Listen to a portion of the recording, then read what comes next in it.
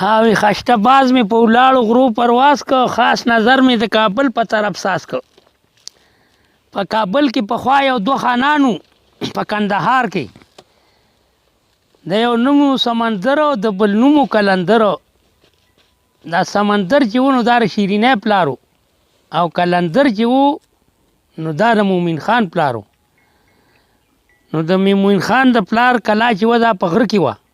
او د شیرینۍ بیبي د پلار کلا چې و نو دا په سمه کې وه. یو بل نکته بر صرف نور یو علاقه وه. دواړه د کندهار خانانو او دواړه رونه مو. نو یو ورځ د شیرینۍ پلار د مومن خان پلار ته ووایي چې تا له ما مومن خان له شیرینۍ درکړله او بس ښځه خاوند سلا وکړی او شیرینۍ چې ده نو دا د مومن خان له ما ورکړه مومن خان نه. نو بس هغې پې پلرونو لکه دوا خیر وکړو بس دی ته له ورکړله چې څه وخت تېر شو نو د شیرینۍ پلار هم مړ شو او مومن خان پلار هم مړ شو.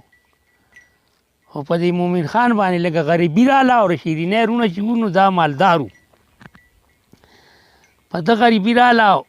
ده په جواري مواري دې هلکانو سره کوله. یو ورځ یې د اختر میله وه دې جواری له تلی و. یو پاروان نوم یې و ګنجې و په سر هغه سره یې جواري جوړه کړه. ګنجي تې نه جواري وګټله چې جواري د دې مومن خان نه وګټله. نو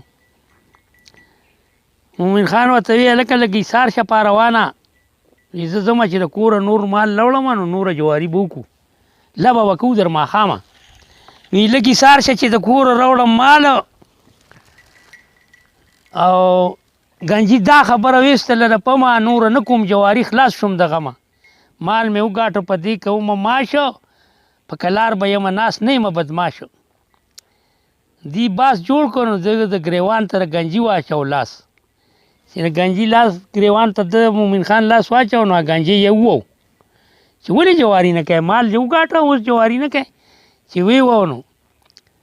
دا کمزوری سړی چې ووایي نو دې دستي پیغور وکړي. نو دې ګنجي ورته دستي وکړو پیغورو. وی مومن خانه معجز ولې وخیته ته شیرینه ته زپره که راخلاصه هله مونږه وخته په دواړه لاسه. مومن خانه شیرینۍ بیبي په کور که نو پس ته هغه په عجزو ظلم زور که. دا خبره یې ورته وکړه. ته مومن خانه شیرینۍ بیبي په کور که نو پس ته هغې په مونږه باندې ظلم زور کوه او ته شیرینه ته زپره که راخلاصه هله مونږه وخته په دواړه لاسه. لکه دا پیغور یې ولره شیرینۍ ورکړو.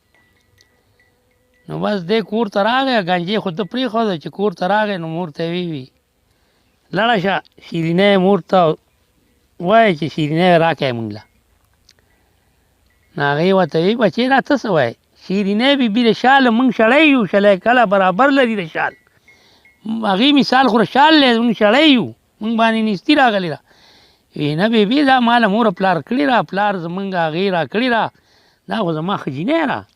ورشه ته کار څه کېږي. دا چې لړله نو شیرینۍ مور ورته وی ولې جینۍ دانې در کره خلاصې شوي دي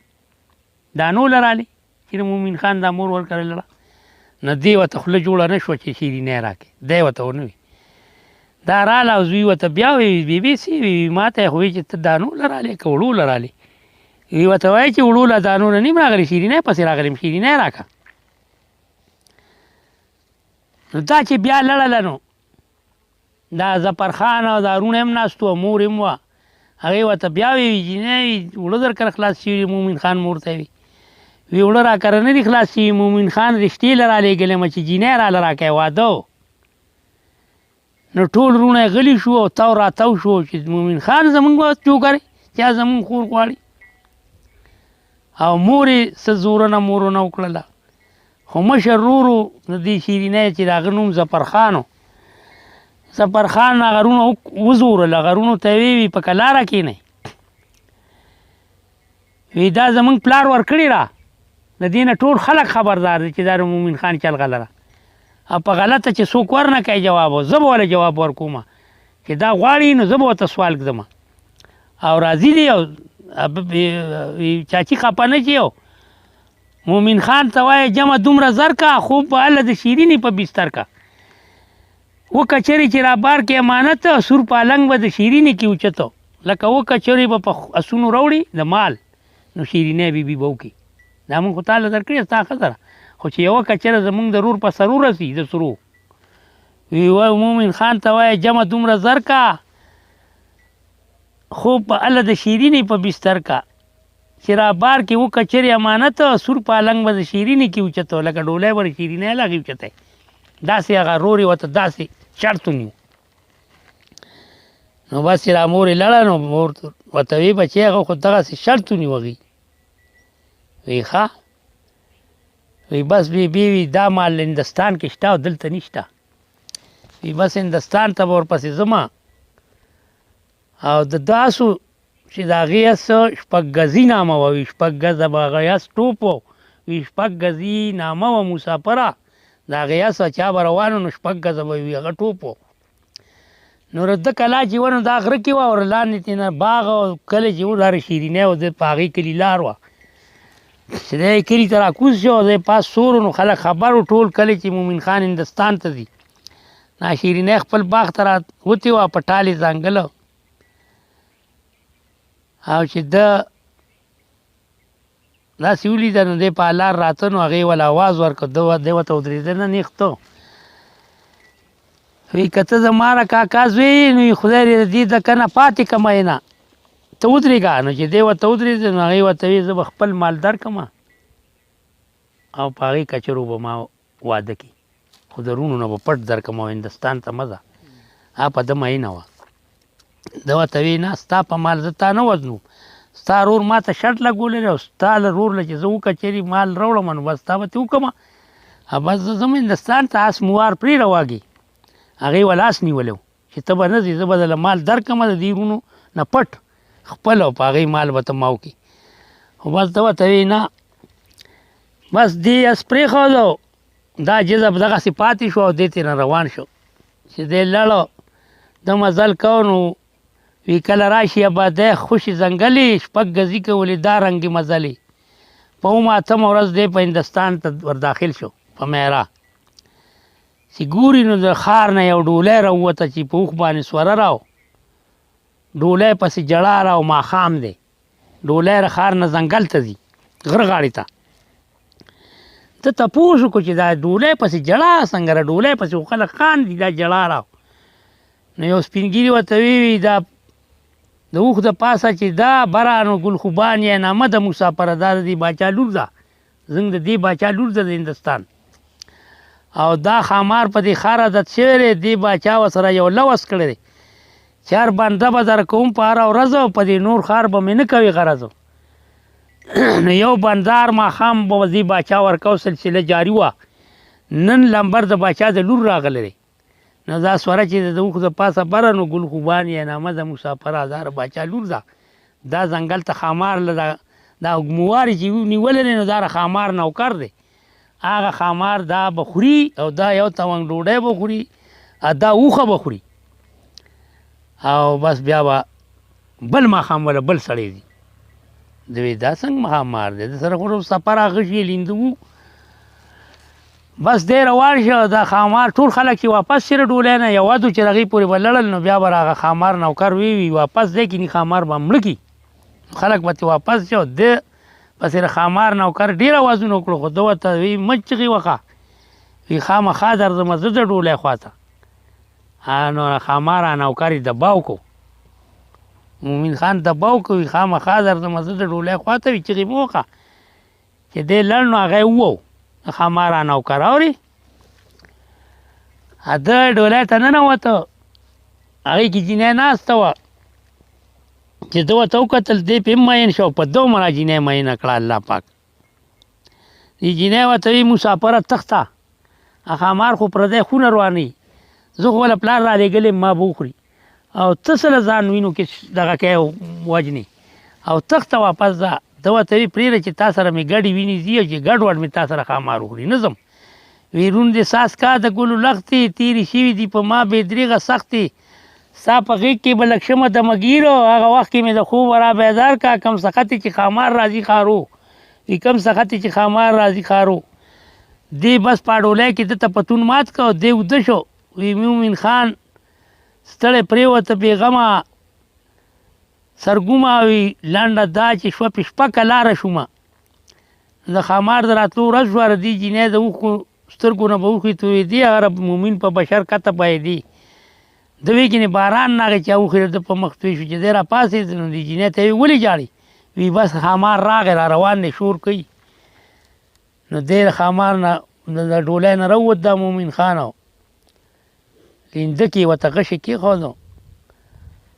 او دی نوکر د خامار چې و نو ده ورته چغلي وکړه خامار ته وي په زوره یو ډولۍ ته یو مسافر ننوتی دی زه یم والی کنځلی یم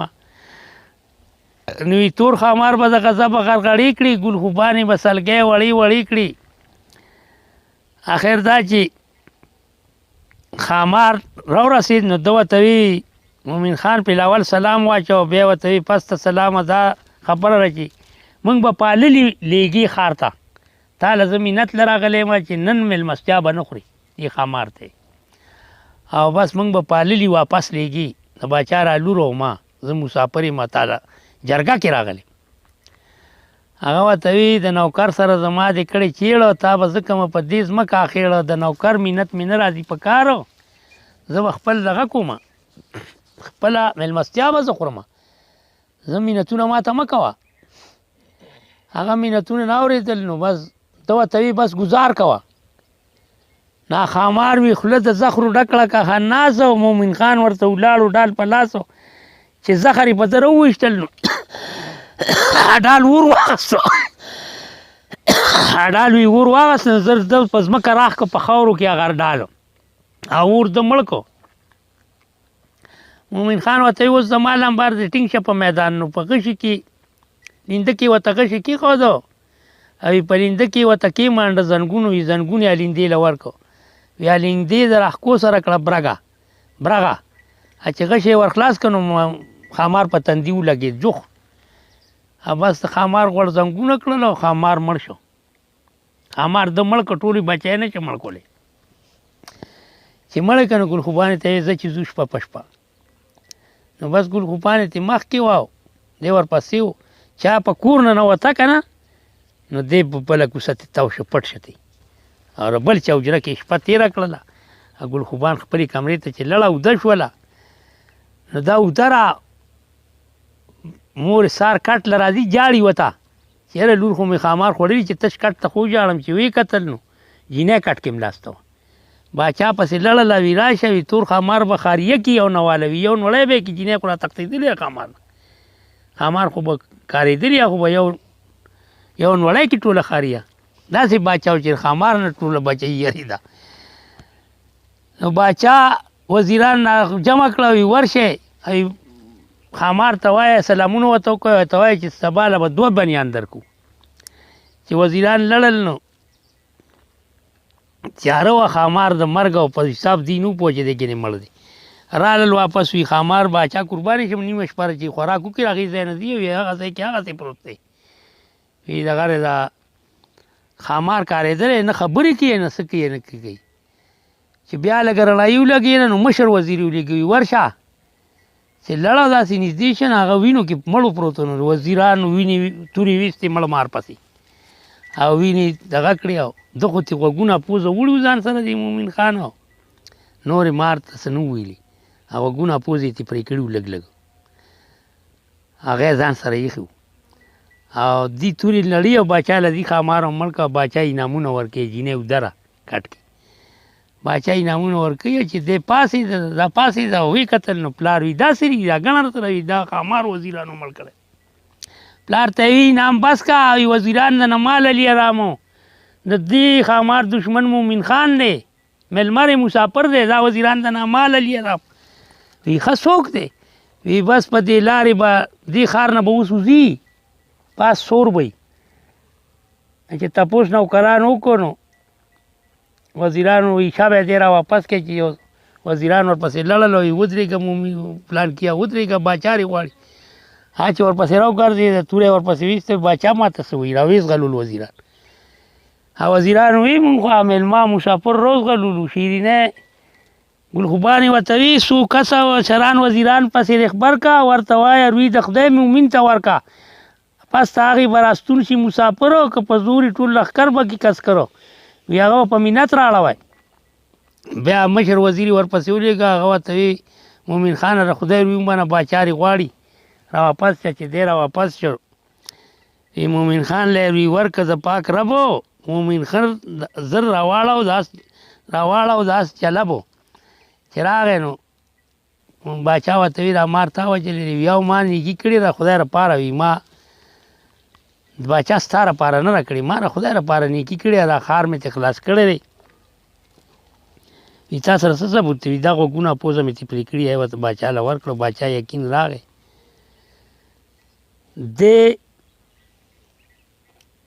دله یو محل ورکو او وی تیاره به خورې او تیاره به څکې او ما سره به دا لور مې دله درکړه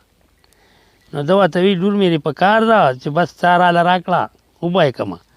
کویدن خو واده نه کوم لا او په مور مال دې نه کوم غرض لا په زړه کې مې شته د هېڅ مرض نو بس دی به ده ساته نو دی یو ورځې وي بادري ده کړې ما د خدای دپاره په باچا به یې خرڅه نه کم سم دواره او نه به وخورم په خېټه بادري دا دی چې ما له ډوډۍ راکېږو دا په بادرۍ راکړي چې ما مغامار وجلی راشه د دې علاقې نه تخته ځه ده ته ووایه چې ګل خوبانه که 3 میاشتې کې زه شوم راستون نو بس ګل خوبان به واده کم بیا هم بیا خپل ملک ته او که راستون نه شوم بیا رې خوښه پلار ده چې هر چا لري ورکوي او زه د ګلزرینې باچۍ ته ځم 3مې باچۍ ته چې 3مې باچۍ ته دی ورسېدو نو هغې باچا سره جنګ را روان و د بلې باچۍ جنګ و ورسره نو هغه دا ګل خوبانې باچۍ نه دی ووت دی د ګلزرینې باچۍ ته لړه د ګلزرینې د پلار باچۍ باندې جنګ و نو ته وی زه نوکري کوم هغه وزیرانو باچا ته یې وی نو هغې ورته وی څه نوکري بس پوج کې مې واخلی تاسو باندې هسې جنګ را روان دی زه به هم پوجي شم ستاسو نو جنګ به وکوو خو د 1 میاشتې تنخوا به مې 1000 وي که په 1000 کې 1 روپۍ وي کمه او به نه کم نوکري بل خوا به ځم د نورو نوکرانو 100 روپۍ وه 10,000 غوښته نا وزیرانو ورته وي باچا ته وي د 1 میاشتې لپاره به یې نوکر کړو که پکې نه وي خوبي نو مات به یې زر کړو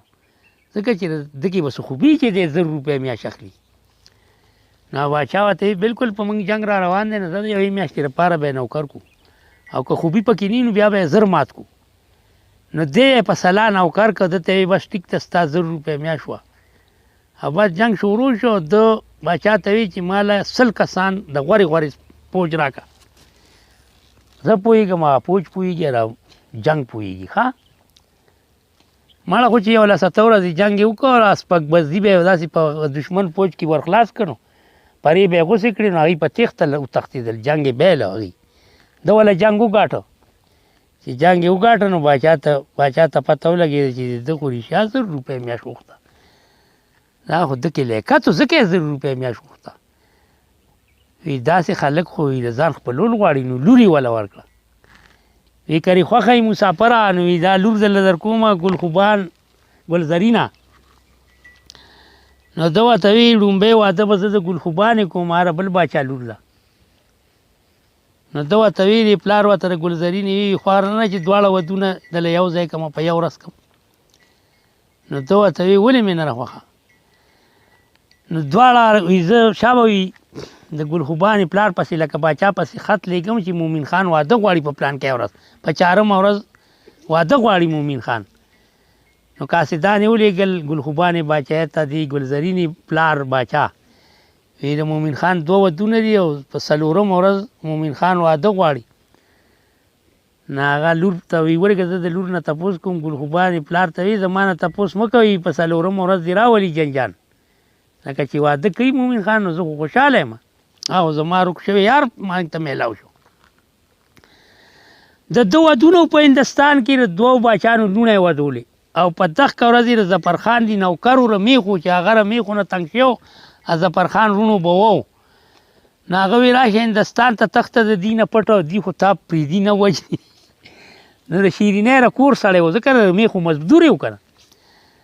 نو هغه چې هندستان ته په دغه ورځ د 2 ودونه دي او په دغه ورځ هغه هندستان ته ورسېد بس خیرات ځنګل و دغه کې مزلې کړي پاروان هغه نوم ګنجې پاروان و ښه چې ګنجې پاروان ورسېد نو بس یو دوه خانه کروجې وخوړې نظر یې ولګېد وي دا واده چارې هغې ورته ویې دا مومن خان شهزاده ودونه دي دوه او مومن خان شهزاده چې دی دا بل ملک نه راغلی دی او دلته د باچانو لوڼو ودونه دي نو ده ورته ویې او خو هغه زما لالا دی ما هغه ته ور مخامخ کړې تاسو له به انعام درکړي زه ما راغله کلي نه ما ښه سوال جواب راوړي دي او بس چې ماښام شو نو دې نوکرانو بوتو مومن خان باچا ته وي ستا ملک یو هلک راغلی دی ستا تپوس کوي ویری ولی چې بوی ته نو چې دغه ورته داسې وکتل نو خو وپېژن چې دا خو ظفرخان د رمې خوا نوکر دی نو هغه راپاڅېد خوشحالۍ نه یې وله غاړه ورکړه چې ده خو به د شیرینۍ نه کور خبرې راوړلي دا خو کور سړی دی نو د مینې نه یې وله غاړه ورکړه او تپوسونه یې ترې وکړلو او دا الله ته ووایه چې ظفرخان دي څنګه دي شیرینۍ څنګه حال کې ده وي ظفرخان لا لاري بس دلته کې دا دغه وکړه چې راشه سپکې به ورته ووایم نو دی به په هندوستان کې پاتې شي ما به ځان سره پیښو کې نوکر کي نو زه به هېڅ نه ماشکومه دروغ ورته ووایم نو ده دروغ شروع کړو پاروان وي بس هغې خوار شوي دی چې ځان شوي دی زما ره ډوډۍ درکوه سره هم نه و دومره خوار شوي دي مومن خان لالا چې شیرینۍ بیبي باندې ځان ساتي شیرینۍ بیبي باندې بس ځان ساتي هغه ځي بازار ته څه چې پیدا کړي په ځان باندې نو هغه دي راوړي خوري سپکی ورته ووایي بس چې سپکی ورته ووایي دی پرغځي سیاده له شرکټه پرېوته په پاروان باندې د خلکو غربار شي چې دا ده څه وویلي هلک ته شهزاده ته شهزاده یې بې سوچه که که نه خو یاره چې هسې سوچ کې راته نه پاروان له هغې بچي لم کړي وو ښه یې والی و چې دا تا ده ته څه ووایي چې شهزاده بې سوچه شو بس چې دې سوچ کې راشي نو ده ویي یاره پاروان به رښتیا وایي په پاروان چې څوک ګزارو نه کوي بس ده خبره بس دی راغی او ده کره دوه ډولۍ پرتې وي په دغه ورځ دوه جینکۍ وي او دی جز لړ په پیالمه کېناست او هغې جینکو ته یې داسې مخ واړو وي زه خپل وطن ته ځمه که 3 میاشتې کې زه راستون شوم خو ټیک ده او که نه راستونېږم نو بیا به ما پسې راځئ زما ملک ته زه بیا نه راځم دې ښځو ته وي او په پلانکی لار به راځئ خو د زخرو ګولۍ به ځان سره راخلی هسې نه که څوک د نرانو په جامو کې به راځئ د جینکو په جامو کې به هم نه راځئ په 2 آسونو به سورېږئ د نرانو جامو کې به راځئ د هلکانو جامې به اچوئ او سرونه به له ځانه خرئ او پټکي به وښئ او کله چې څوک در باندې شکي شو دا یا څادر هم شلېږي بیا به ګولۍ د زخرو اچوئ د زخرو ګولۍ به هم ځان سره رالی دې وي ښه دې ته ماسخوتن نه ووتو وینې لیدلي وو د هغه باغ انارو او وینې سکلي وو هغه میوې یې نه وې سکلي که نه وینې د ګوډ خبرې کړې ده د تیارې وي د تیارې د ګوډ خبرې نه وي کړې دغسې ناوې پرېښې وي دې شیرینۍ غم باندې داسې خاپه و چې دا څنګه خرابه شوه بس په شپږګزي باندې را سور شو او دې دواړو دی ماسخوتن راووته او ملا بانک کې د دې دواړو جینکو سلا راله چې موږ څه کوو یار خو لړ خپل ملک ته ځای چې بس پیچکي د ځانه دغه کو پرېږدو کټ کو یو بل نه په کانچی و پټکي وښایه جامې اچوه په چیسونو باندې ځو ورپسې لار خو راته هغه ښولې ده چې په پلانکی لار نو د دې سره دې ته 15 میله مخکې و ښه 15 میله دې ماسخوتن روان شي هغوی ورپسې ملا بانک سره روان دې داسې په غرمه یو ګودر باندې شپه یې هم د مزل وکړو د ورځې هم وکړو چې یو غرمه شوه دی تږی شوی چې په یو ګودر یې دغه اس ور مخامخ کاسم تږی شوی چې ګودر کې وکتل نو یو جینۍ پکې ناست و هغې بي سلطان زري نوم و چې ده له یې اوبه ورکړې ده ورته یې اوبه راکړه تږی یم چې هغې اوبه ورکړې ده ته یې وکتل که نه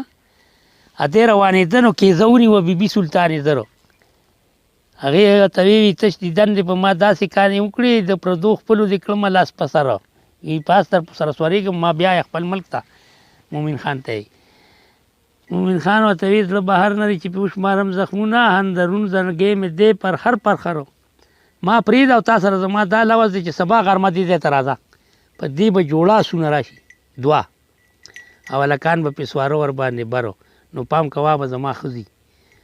خو چاته به غږ نه کوي هغې یوې سره به راسوره شي نو زما به ښځی دوه آسونه به په دې لار سبا غرمه راځي اورې دې ګودر ته به راځي په دې ګودر به راځي بس دې اس پرېښوده کېده او دا بله ورځ هغه ځای کې ناسته وه چې آسونه رالل اخوا ته ویلي چې زما پسې به جینکۍ راځي هلکان به پرې سواره ورباندې بر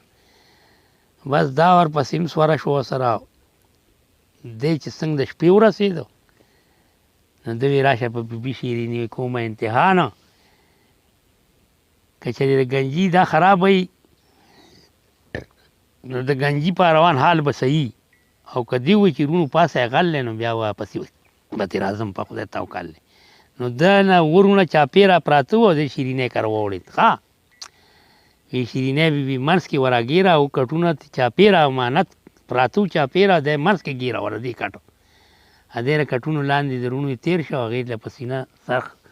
ودرېده چې په سر ته یې ودرېده په سینه یې والا لاس کېښود وی لاس یې کېښود په سینه د ګل صنم هغه دم هغه راټوپ کوي پاسه د پرخانه روره غل دی رونه یې ټول له اوچت شو کټونو کې دی خو منځ کې ګیر و دی سرسري په چړو و آخري چې ظفرخان پې ګزار وکړو نو مړ شو بس چې ده یو چغه ویسته ډیوه یې راوړله ولا وی شابه ډیوه راوړه شیرینۍ چې ډیوه یې راوړله نو چې ویې کتل نو شیرینۍ دې وپېژني چې دا خو مومن خان دی مور وي دا خو مومن خان دی مور له یې چغه ورکړه رونو له او وی سی خېجي له ګوګله چې رونه یې وله رالل او رڼا دلته یې وولیدو چې اوهو دا خو مونږ د تره زوی مړ کړو دا خو به سبا له مونږ د پیغورونو خلاص نه شو چې هندوستان یې مال له وړلی و ظفرخان وواجو نو ظفرخان ورسره په خپل هم ځان وو هم مړ شو دواړه مړه شو بس دا به شیرینۍ په یو پتونې مومن خان سر پروت و په بل شیرینۍ دغه ظفرخان سر پروت و هغه یې جړل او بله ورځ سهار وختي د ظفرخان دی باغوان هغه یوې له تللی و ښځې ورپسې چې ډوډۍ ووړه نو په پټي کې لار وره بل ملک نه راغلې وه نو دې ښځې ته دې خاوند ویله ډوډۍ دې ولې ناوخته کړه وي ظفرخان لالا بېکاره مومن خان لالا راغلی و د هندوستان نه شیریني کټ له ورغلی و ظفرخان لالا وجلی ظفرخان ورسره ځان هم وجلی دواړه مړه دي دی په آسونو سوارې وې نو دی ورته غوږ کېښود دی ورته وي دا څه دي نو وي دقسې شیرینۍ خاوند چې دی مړ دی مومن خان هندوستان نه راغلی و بېګا شپه کې مړ دی بل رور ورسره د شیرینۍ مړ دی نو بس دی په یو بل سره راکېښودې دا درې ښځې د پسې د هندوستان نه هلې ښه دغه پټي ته راورسېدې بس یا پټکي والي او رالې د مومن خان سر ته ودرېدې هغه درې واړو زخرو ځان سره راغستي وو په زخرو یې ځان مړ کړ چې مومن خان مړ و درې واړه جینکۍ د هندوستان مړې شوې ظفرخان مړ شو مومن خان مړ شو او بس کیسه ختمه شوه دغه کیسه وه